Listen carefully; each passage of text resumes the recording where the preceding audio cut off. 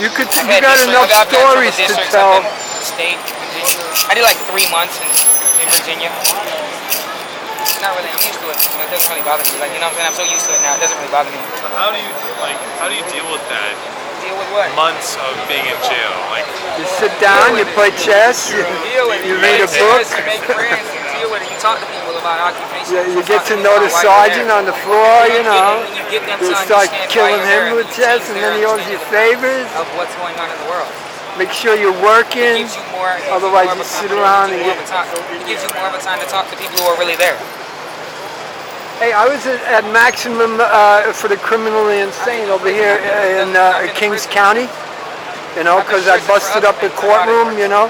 I was assaulted by the cops, and they accused me of assaulting them, you know. So when it came to the courtroom, I kept my hat on, and they tried to take my hat off, so I had to elbow them back. I'm a big fan of ultra-violence, so that's what happened. They tried to grab me, and they went flying back.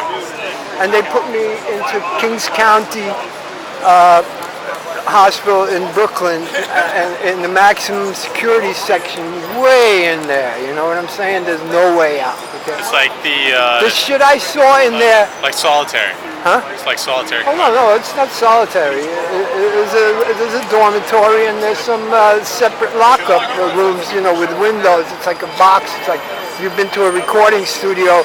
It's like a singer booth, you know, and they put like 2 people in there, and you hear them shrieking all night. Who knows what they're doing, you know? And they sit down on you, like if you're not doing exactly what they say, they'll sit in your lap.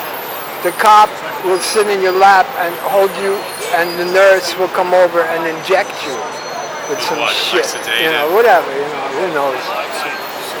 And you have to walk around all day with slippers, in other words, you know, and bare feet, you know. There's all kind of fungus and shit on the floor and whatnot. Why don't they clean the floor? Huh? Why don't they clean the floor? They do, but you know, still, you know what I mean? So it sounds like the torture chamber. Yeah, it is. It's exactly. I could tell you more about it, but you know, I don't feel like doing that now. So what's ultra-violence? Ultra-violence, man, is when you like go watching Bruce Lee and he fucks you up before you even know what's happening. That's ultra-violence. Or, you know, intense bombing of Gaza, maybe that's ultra-violence. But I'm not into that. I'm not into that. I'm into like hand-to-hand shit, you know, like man-to-man, you know. I won't go up against a machine because, you know, but man-to-man, I got no problem with that. Anyway, so I ended up spitting in this cop's face. My blood was trickling down into my face, so I started sucking it up into my mouth until I had a whole big wad of it. And then as we were standing at the precinct in front of the sergeant, I turned to him and I spit right into his face. I spit all that blood right into his face. You know, and like, what did he do? What could he do? The sergeant is there, right there in front of him. And the sergeant knows why I'm doing it, you know? Did they just put you back where you were after that?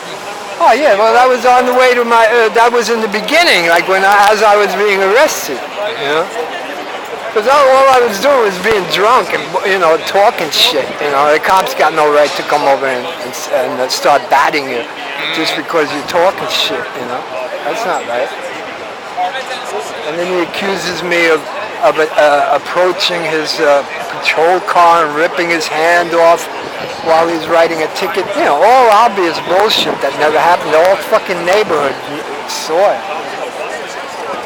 So, but they still make out false reports. Every report that the cops make up is false to some degree. You know? I mean, they always want to show themselves in the better light. Yes, I agree that, you know, everyone's going to try to make themselves look better, you know. Oh, yeah. When you're writing a report, are you going to write up something against yourself? Probably not. No way. People love it. Well, that's why they're going to have the cameras now in the policeman's chest. You know, they're going to put a camera on policeman's chest. I bet the police don't even want that. They have that, but I'm saying like, you know, the camera's only going to take a picture of where he points the camera. You know, so he could be shooting somebody on the right-hand side, and he could be standing pointing somewhere else. You know, so you won't really know what's going on. You know.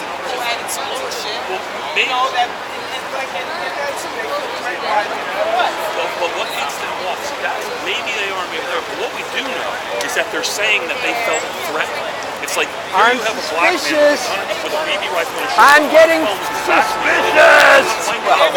They locked this down, they locked the Federal Hall down, even the Federal Reserve. They're crazy. The For park, what? The park across from the Federal Reserve, they locked For down. what? They have guys out. They have a guy out there with a submachine gun. Screw them. Yeah, I went by there before, and we were laughing at those guys saying, "Hands up, don't shoot." You know. We were laughing. They shoot me. I don't care. I'm 65. Shoot me. You think, huh? You think?